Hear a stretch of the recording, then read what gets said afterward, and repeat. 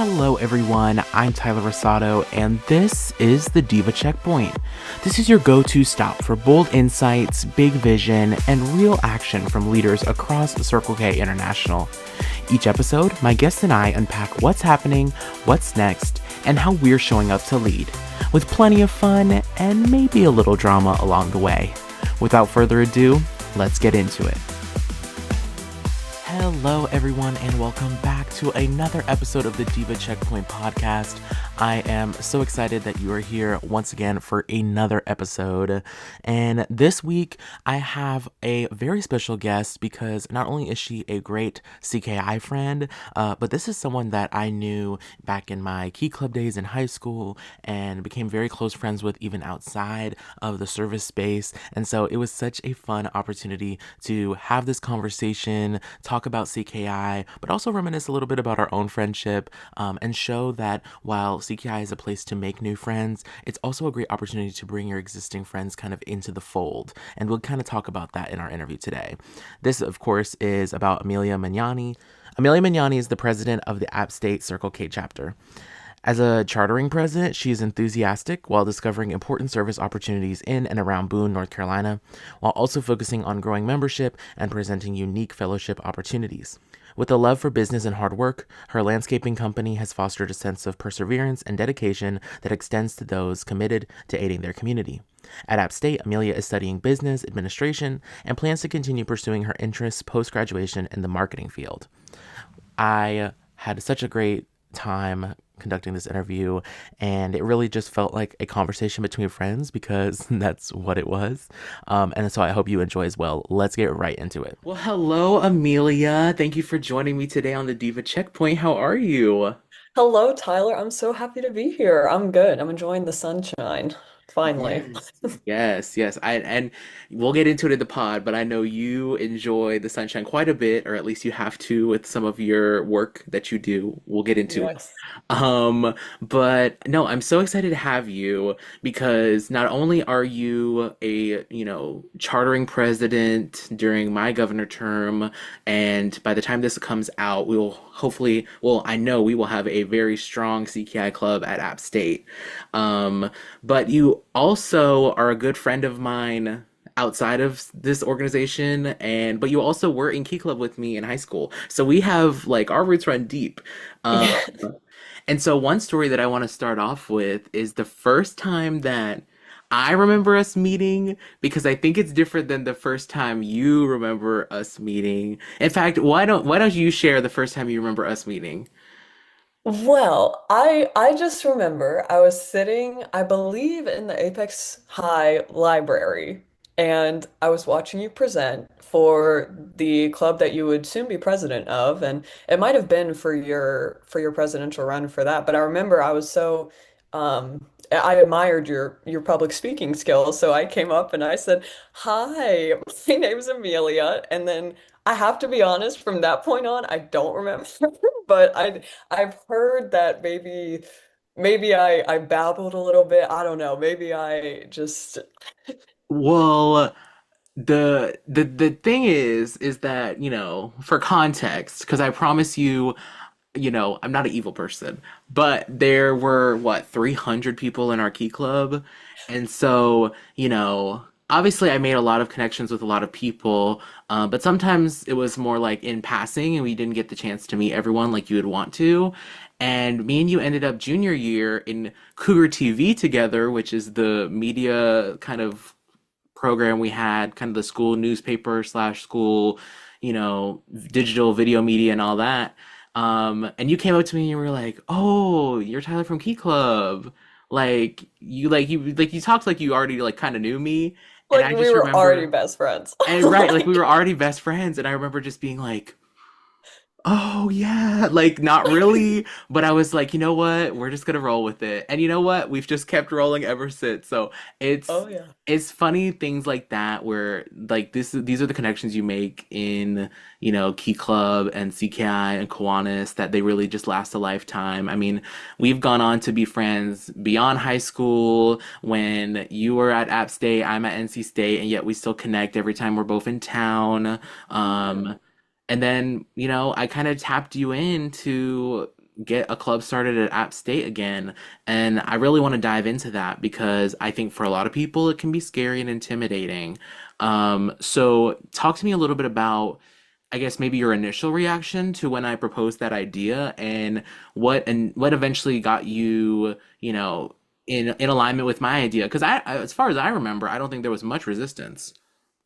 So, prior to being asked to charter the club at App, my experience with Circle K was actually tabling with you at NC State. Mm. And through that experience, I did actually, learn a lot about the club and just generally, how to uh, pitch it to others, which it is very easy to do that just because of, the many opportunities it presents. But that was also part of the reason I was so ready to take a leadership role because I saw what you had done at NC State, and that inspired me to try and facilitate some similar workings at App. And I have to say I was a little bit scared at first just because um, I was in Key Club in high school, but I hadn't necessarily served on like the executive board, and that all came very like quickly to me understanding what to do, and especially with the support system that CKI presents, those nerves were quickly dismissed, and it was or not they were quickly dissolved, and I'm very excited for the road ahead. Yeah, yeah, I almost forgot. Yeah. So it was, I guess, when was that? I guess that would have been January, maybe, of was that this year? January of I this? think so. Yes, yes, yes, because I was still technically like club president. And for some reason, NC State this past year had made the winter involvement fair happen before classes started. So most people were not back. And I mean, maybe like I guess a lot of the new students were back in town and on campus, but a lot of folks who, actually ran clubs, like, my entire exec board, none of them were home, or at least none of them were in Raleigh. They were all home. My home is only 20 minutes away from campus. So, for me, it was like, well, I guess I'm the only one that can table. And I basically dragged you and Maliha, another friend of ours, along, who's also in the Key Club. And that I think is probably one of the greatest tips to get out of that as like a soft recruiting tool is like, drag some of your friends outside of CKI world along, and maybe you'll just inspire them to get started somewhere else too, but yeah, but you bring up a good point of just like having those fears addressed, I think, is the biggest thing that people don't realize we as a district can do, is work to support in the areas that you don't feel as confident in because everyone's different. Obviously, you're having a different experience going from Key Club to now chartering a CKI club versus someone who maybe has never had any experience with Qantas before.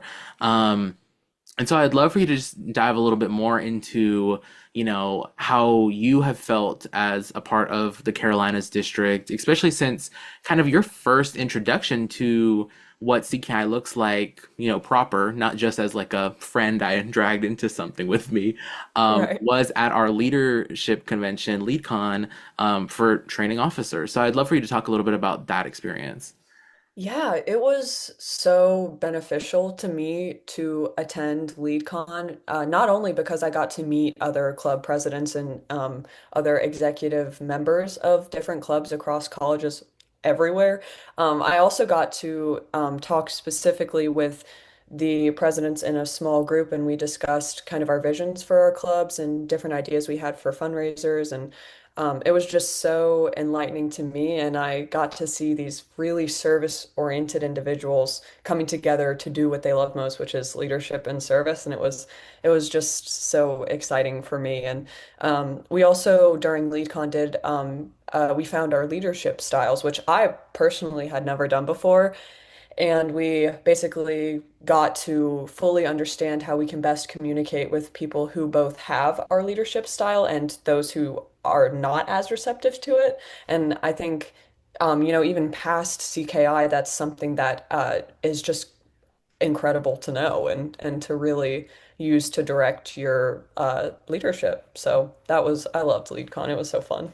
Yes, yes. And we loved having you. You were the talk of the town. Everyone is like so excited for App State, and that's because they're excited for Amelia. They saw your efforts, and I already knew that App State was in good hands with you, but when I guess the entire district getting to see you there, really just engaged with us, that was really like an opportunity for them to get to know the Amelia that I already knew.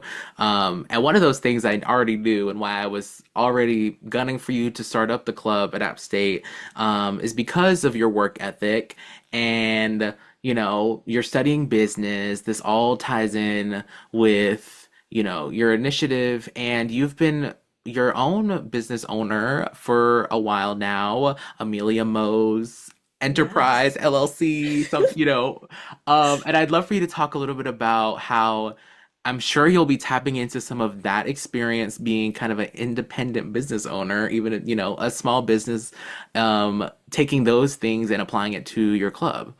Yeah, absolutely. I was actually thinking about this the other day while I was mowing a yard and I was texting one of my clients. And I think a big facet of a good business and a good organization and club is communication. And I think throughout, I've had Amelia Mo's for 7 years now, which is insane to say, but 7 years.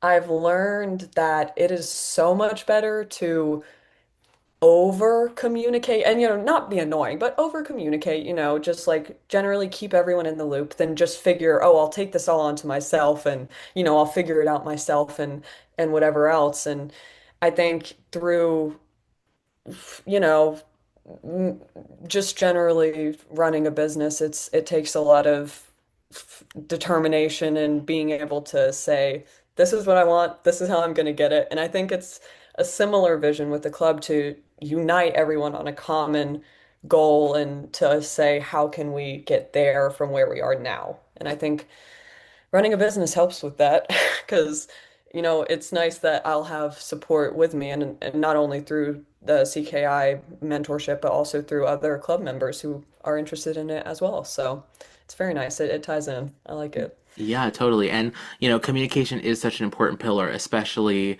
when our kind of CKI qualities and traits, the main one that everyone looks for is our fellowship component, which requires Mhm. communication, right?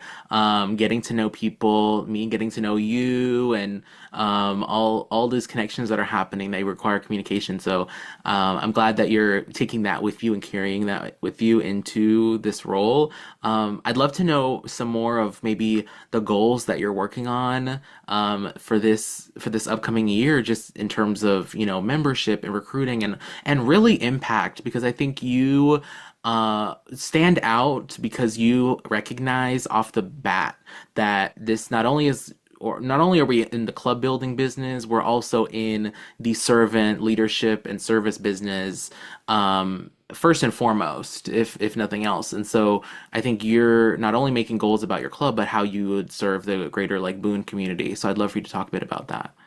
Yeah, I mean, of course, as a freshman in Boone, semi know the town and you don't really fully understand, how wide it is and how many people actually live there that aren't just college students. So as I progressed through sophomore year and we got hit with Hurricane Helene and all of a sudden we were out of school for 2 weeks, and there was nothing to do but go outside and look around, you got to see, there's people that have lived here for 50 years. Suddenly they don't have a house because it got taken away by a rampant flood, or there's just so many opportunities to help with that. And now that rebuilding efforts are really starting to pick up, there's so many, like, it just broadens your horizons of what can be helped and different organizations that exist to help. So that is part of the reason. I know when you asked me to be president, I was just very excited for the leadership and the volunteer aspect of it. And just being able to say, I helped another human, or I helped take the weight off of someone else. That's really that's a goal for me. So I'm excited to do that with this club. Yeah, of course. And I mean, you have that golden opportunity with rechartering where you really will get to set the tone for what the club looks like, right? Like you'll be creating the traditions that will last for years to come and, fostering those connections in the community, working closely with the Kiwanis Club of Boone. And I'd love, for you to talk a bit about that because I think that's another, not only for rechartering clubs, but even for our established clubs, a scary point where if you have someone come into a leadership role like being club president, and if they're not handed the keys right when it comes to how their CKI club interacts with their sponsoring Kiwanis club, sometimes it just doesn't happen. But you've already had opportunities to connect with them, so I'd love for you to talk a bit about that experience. Yeah, I am very fortunate with my local Kiwanis club. They are wonderful.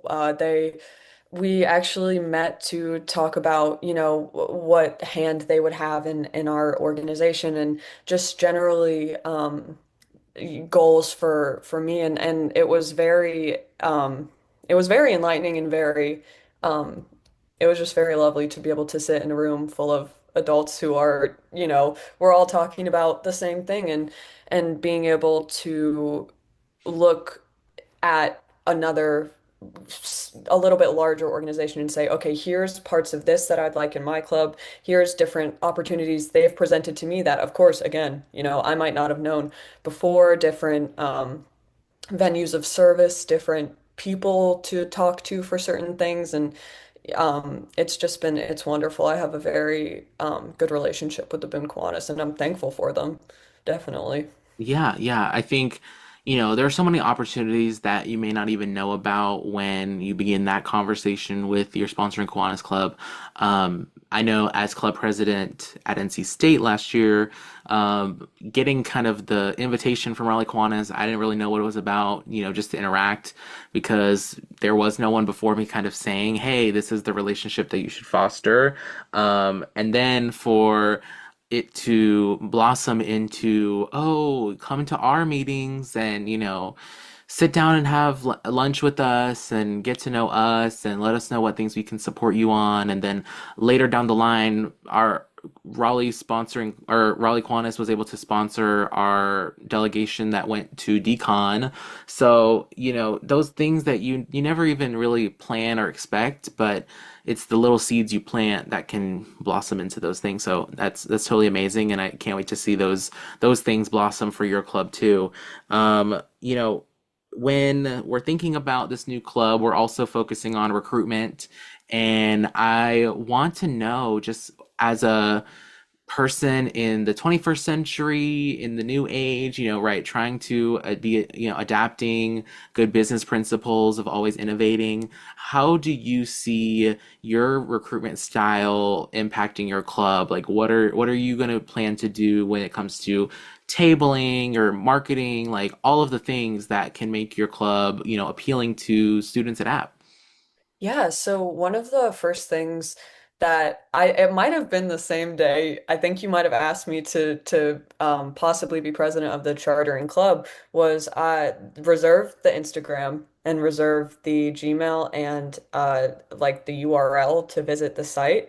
And I think that through, scanning a QR code, you're suddenly opened up to three different avenues to learn about Circle K. And I think that's so important because, I mean, if we're being honest, paper is a little bit out of fashion nowadays. Everything is in a little square you can hold. And I think just being able to have an Instagram that can tell someone who knows nothing about the club, here are three reasons you'd want to join. Here are three jumping off points if you're looking to join. Also, interest forms are huge. I've gotten a bunch of responses from people that I'm pretty sure found us through the Instagram and through the fact that it has App State in it. Just searching that will bring it up. I think that's also important. And like you said, the 21st century, we got to adapt to technology and just making it as accessible as possible for people to learn more about it and to recruit them through, honestly, anywhere online, anywhere either the URL, the website, Twitter, anything. Yeah, just making sure those are up to date and they look good and they draw people in. Right. And, I think this is one of the kind of indicators of the success we plan to see from App State is that you have taken initiative in places that, maybe sometimes people would be hesitant to. Social media being kind of a big one, right? Like sometimes you feel like you have to have your established club, you have to have your 15 chartering members before you start making your website or your social media or start grabbing URLs.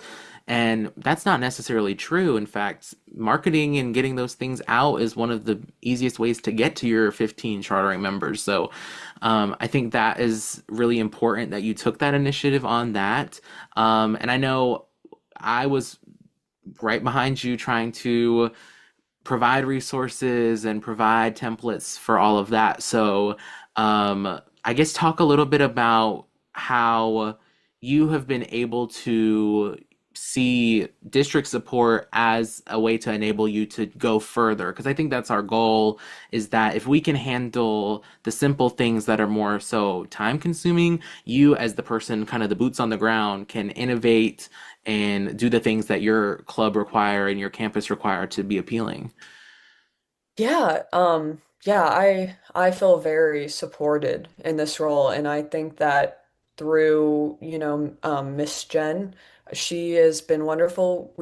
Anytime I have any question, I can email her, and she always has a very helpful answer, and it's just always very easy to get answers to any questions I have to find inspiration if I feel maybe that I'm, stuck in a certain rut. I think it's very helpful. Lieutenant Governor Chris, just to shout her out, through our last President's Council, we were in a breakout room together, and we just talked about, different ways to engage people and to recruit and to having a broad club with, different people with different interests. And I think that that specifically is what CKI is good at, is attracting a broad crowd, and through that also, just being able to be multifaceted. And it's awesome to have support that is oriented in that way. So, yeah. Right. And you bring up a great point of mentioning Lieutenant Governor Chris, who has already done a fantastic job, and I'm so glad she's with us on the board this year. That is kind of that position, the Lieutenant Governor, is our way of providing additional support that is specified, right? Mhm. I'm, as governor, going to do everything I can for every one of my clubs. Of course, that means that all 10, hopefully 11, hopefully 12, 13, all of them are going to have to get some love from me in, as equal and equitable doses as possible. Whereas, Chris has her, all of our lieutenant governors have either 4 or 5 clubs, and they can really get to know you, get to know what your needs are. And that was something that I really focused on when creating our SDS report, or our support difficulty score report, which, gets into the nitty gritty stuff about recharters, about clubs that have existed for many, many years, but maybe had membership fall off, or maybe they're seeing a boom for the first time in 10 years, all these different factors. It's a great way to just kind of plug those things in and then make those matches. And so it sounds like the system worked and you found a good match in Lieutenant Governor Chris. Is that correct? Oh, definitely. And also less on support, but more just on like logistics in general. It just reminded me when you mentioned it, the board books as a method of tracking growth, I think is genius.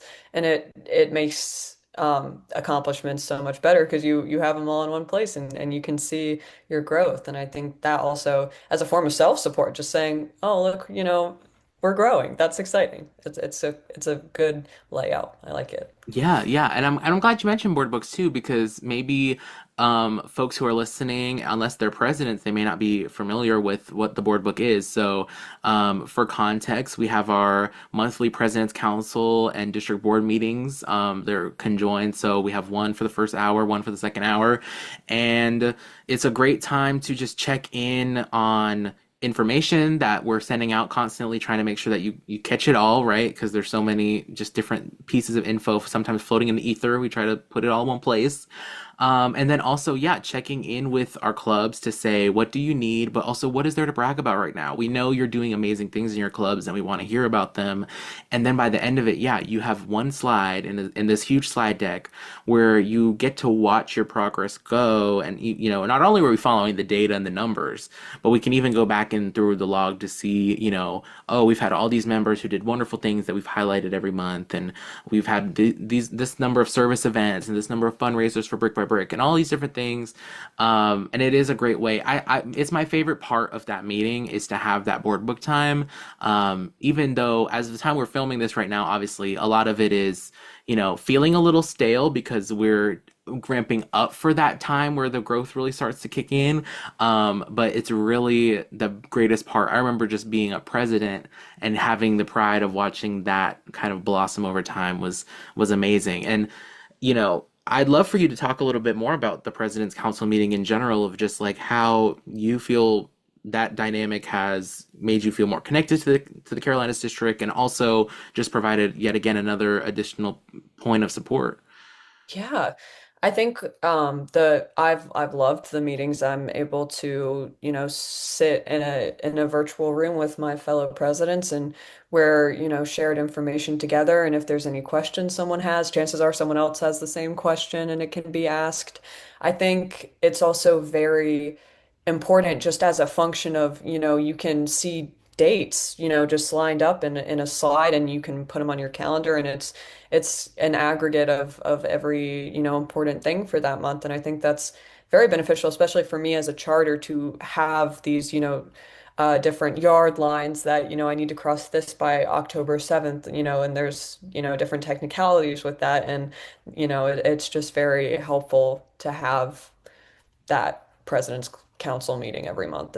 I look forward to it. Yes, yes, and I look forward to it too. It's the stepping into the governor role. The one thing that I was weary or maybe sad about was the fact that I didn't get to have my club meetings anymore, or at least like running club meetings, because as you'll come to find out soon, that is really the coolest part about being president is getting to run a meeting, getting to know everyone and kind of build a rapport almost, because you're not just like straight out lecturing to your club when you're leading a club meeting. It is very much almost like a bi-weekly or weekly stand-up comedy routine where you are trying to give out this information while also getting to know what's going on, how did so and so do on their chem test, and oh my gosh, that professor's terrible, and all those things, right? And then also being like, now make sure you're all there for our service project on the 3rd. So that was the coolest dynamic to me as club president, and I knew I was gonna miss that in this role, but the President's Council definitely comes close where I'm still trying to give as much information as I can, but also trying to catch up with you all and hear about all the amazing things. I there are so many like even just like funny things that may happen as president or just like quirky things. And the President's Council is a great place to share them. I don't know if I ever told you this story, Amelia, but it's the jacket story. Did I ever tell you about the jacket story? Do We tell, we maybe. had when I was president at NC State, we had a potential new member come in, except it was a very awkward moment because they came in the middle of the meeting, so they weren't there for the beginning, and so a lot of people didn't even like recognize that they had walked in, which is a good piece of advice is to always have someone looking for the new folks. Fortunately, since I try to keep clued in on that. I caught him and recognized that he had walked in and was like new, never seen him before. So I would definitely say it's just a good piece of advice is to always have someone looking because people can show up to your club meeting whenever, you know what I mean? And sometimes you will just have someone come up to a random meeting. This wasn't even like a special recruiting meeting or anything special. It really was like a service project meeting. Yeah. And he walked in, but he walked in like he was looking for something almost. Like not even like us. Like he didn't really have much regard for us being there. But he just like kind of walked into the middle of the room. And I remember he was wearing this huge trench coat, like down ankle length trench coat. And he took, I counted, it was at least a minute trying to take it off. And at that point, I was like, there are so many things going through my head as to what could be under this trench coat. Anything from something lewd to something potentially harmful and dangerous, right? Right. And I just remember freaking out. And of course, coming from like an educator space, a teacher space of, when I'm at the front of the room, I don't care that y'all CKI members are my age or maybe even older. I feel responsible to protect you all when you're in my space. And so I just remember like grabbing my phone, being like dialing 911 and having it ready. Like I was like, I don't know what's about to go down. Like it just something doesn't sit right with me. I remember one other person who's also in education, she noticed he walked in too and was making eye contact with me because we were both like, wait, what is going on? Well, after over a minute of him trying to take off this coat, he finally takes it off and he just has like regular clothes on and he comes up to me and he says, "Hi, I'm new." And of course I was like, "Well, hello." And he was like, "Sorry, I'd shake your hand, but I was in like a bicycling accident and I got cuts on my hands." And so then I realized he was having trouble untying his coat because he had these like bandages on and they were just like making it hard to untie his coat. I felt so bad, but it was just like those are little things that only like the club president sometimes is paying attention to during the meetings. And so having a place like the President's Council to talk about those things and be like, oh my gosh, y'all, this was like maybe a little funny, but also kind of embarrassing. And I just need to vent about it. And, it provides that space. And so as you go through your term, I'm sure you'll have moments that come up that maybe were awkward or quirky, still fun. And at the end of the day, you had a good time and welcomed new people to your club. But sometimes where you'll just want to be like, guys, you got to listen to this one. You got to listen to this story. Um, Yeah. but anyway, I do want to, talk a little bit more just about you as a person. And I think one of the most just like fun things that I always look forward to when I'm on break from school, when you're on break from school, is heading over to the Chili's and Yes. really debriefing on everything, anything and everything going on. So I believe you were rewatching Stranger Things. Is this correct? Are you doing a rewatch of Stranger Yes. Things? Yes. Tell me everything. Tell me how this came about. Okay, so Stranger Things, I used to be obsessed with it when it first came out. I believe it came out in 2016, the first season, I know which we were like babies in middle school. oh yeah. Oh yeah. And it was this new concept for a show. It was set in the 80s and everyone was freaking out about it and it was sci-fi, which typically is not my, specific choice in media.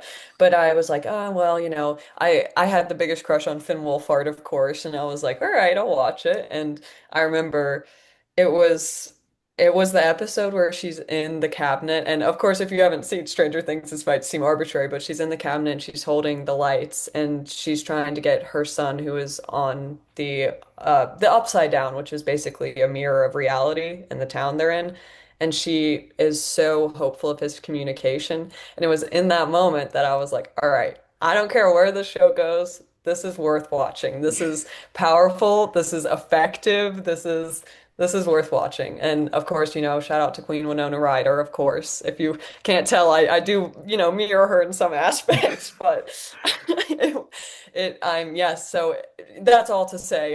The new season's coming out in November, so I've gone back and now I'm starting to rewatch it. And it's so fun because you remember what you thought when you first watched it, and now watching it with more life experience and just generally being, a more well-rounded human. I'm just like, oh, I Well, love well, Stranger Things. and that's such a big component because it came out so with so many gaps in between that now we are literally, I mean, what? We have to be approaching like a decade since that first season came out. Have to be. Yeah. And because I think we were their age. Like, Yes, that was the big thing was it was like kids our age doing crazy scientific things and it was huge. right. So I think that's why it appealed to us because we are their age roughly. I don't know with the way the timeline is, I don't know if we're still their age, but we at least in the beginning were their age. And that just made it so much more interesting, intriguing part of the pop culture at the time.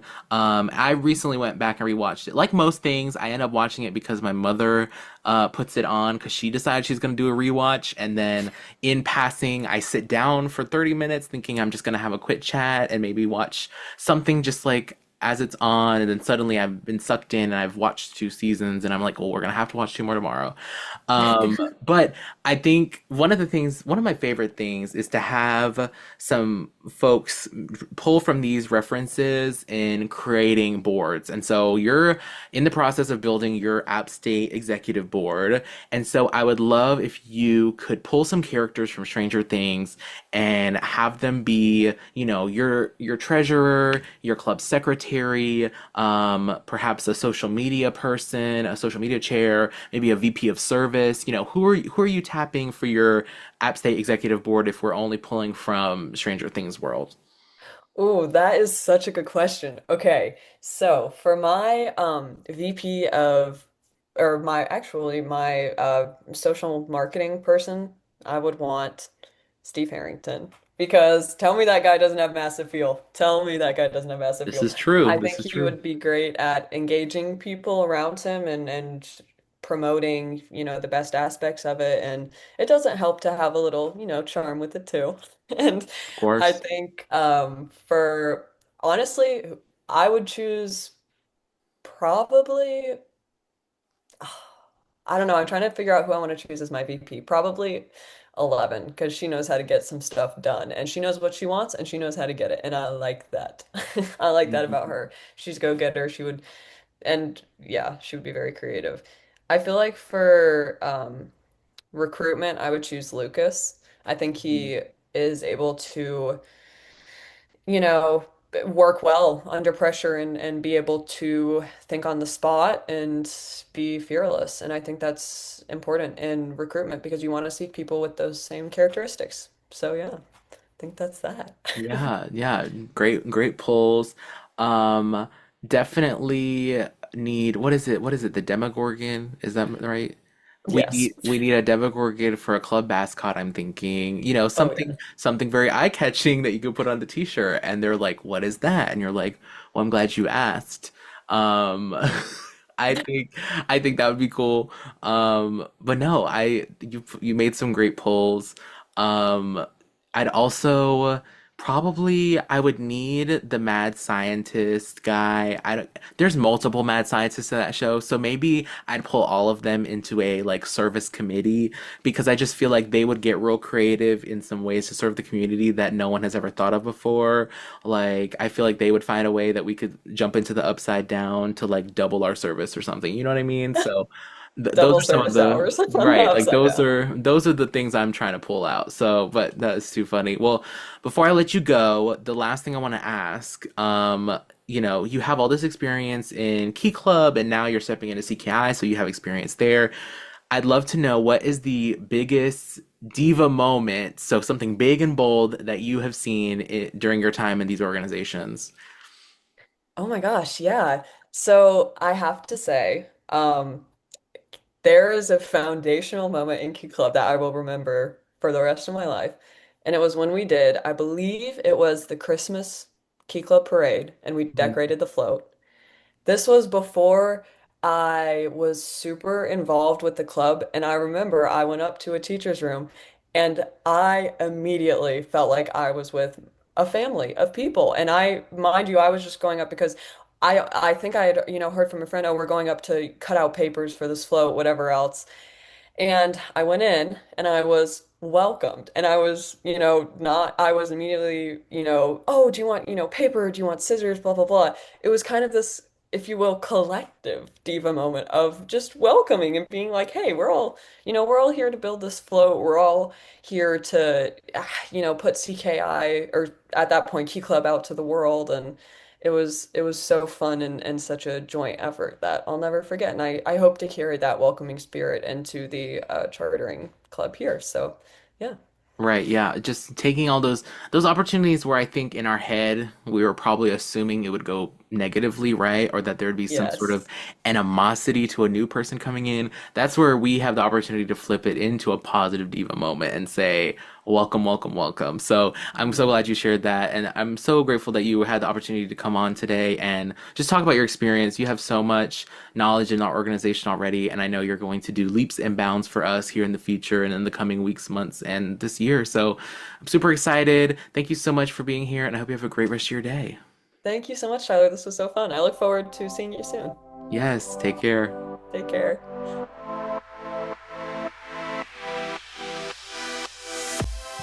Thanks for tuning in to the DIVA Checkpoint podcast with me, Tyler Rosado. For more episodes, be sure to follow us wherever you get your podcasts.